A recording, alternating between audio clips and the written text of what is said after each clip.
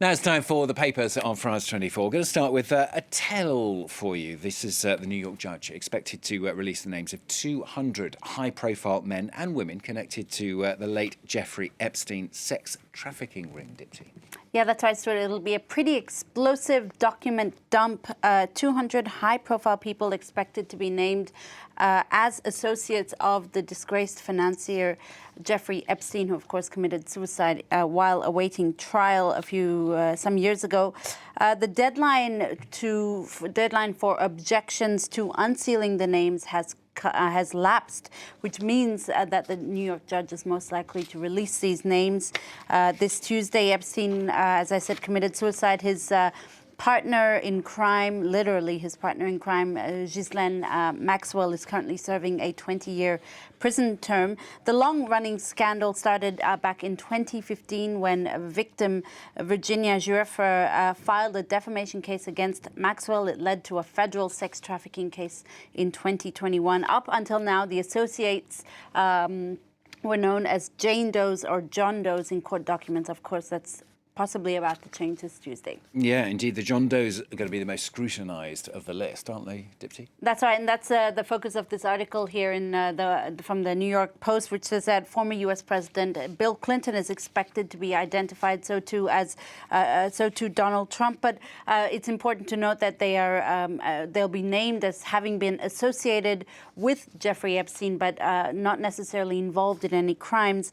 Clinton was mentioned more than 50 times in documents related to Giuffre's 2015 lawsuit. He's denied ever being part of the sex trafficking ring, and as I said, this document dump is not expected to implicate him criminally, but there will be some other big names who have already previously been linked to Epstein, like Prince Andrew, of course.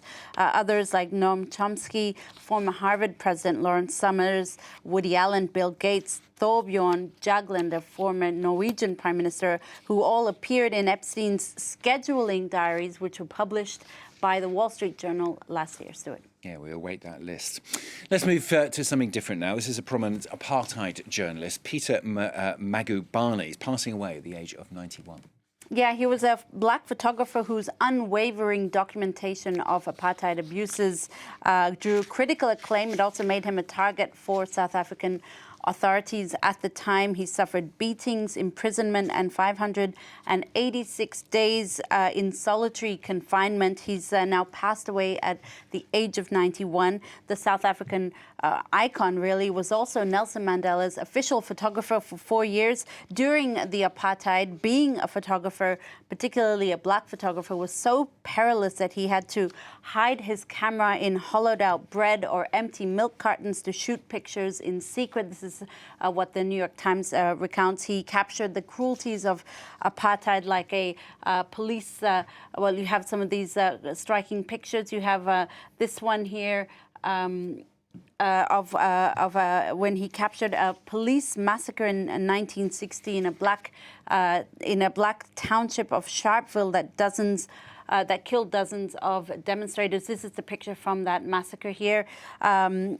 He famously said that he never asked for permission to take pictures. He simply did it and then apologized afterwards. Such was his dedication to his work. Now, The Guardian had asked him once what his favorite picture was. I mean, he documented so much violence.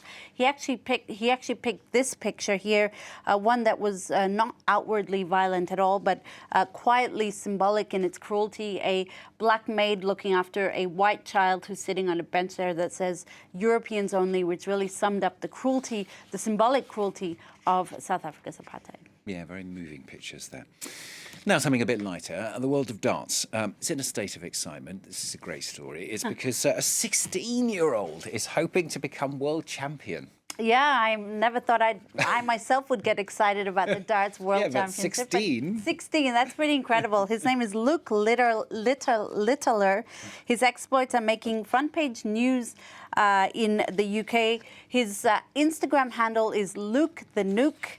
And he's certainly nuking his opponents. The teenage prodigy is into the semi-finals of the World Championships being held at Alexandra Palace in London.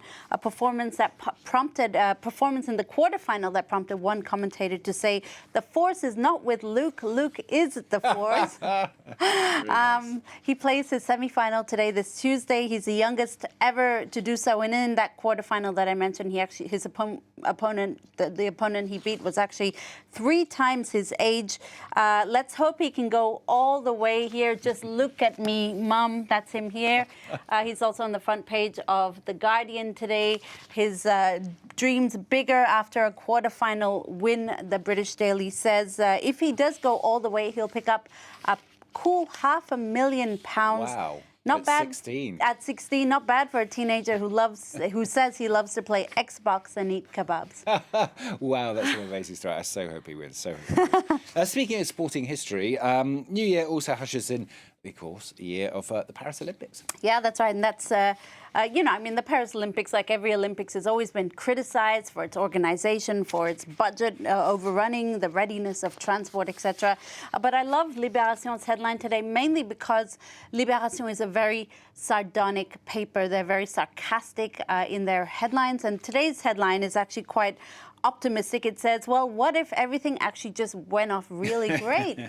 How about we think about it in that way? What if the Paris Olympic Games are just a simple success? So definitely a lot of focus on that. But speaking of the Olympics, Stuart, if you are one of the rare Parisians who's actually sticking around this summer for the Olympics, you might be lucky enough to bump into Snoop Dogg, who has been named sportscaster, the Paris Olympics sportscaster for NBC. And he released a sort of promo video on his X account. Let's see if we can play it up for you, where he interviewed various athletes of Team USA. I'm not sure if you got the sound up on there. This is him interviewing a skateboarder, but he also interviewed beach volleyball athletes. It's definitely worth checking. It's very funny, and it really gives us a taste of what's to come. He's expected to provide on-the-ground coverage of the games.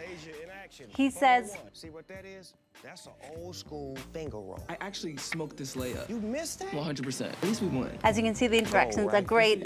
He says these will be the most epic Olympics ever. Now, if that isn't an endorsement, then I don't know what is. No, that looks great, doesn't it? Nice and down to earth. Yeah, it looks like it's sort of a change from the sort of boring sportscasting we're Exactly. used It's to hearing. much more interesting to see that kind of thing, isn't it? Great, okay. Thank you very much, Dipti. We look forward to the Paris Olympics. They're on their way. And, of course, we'll be covering all the build-up and the event to it here on France 24 as well. Dipti with the press review. Thanks very much. And more news coming up in around 8 minutes' time, so stay with us on France 24.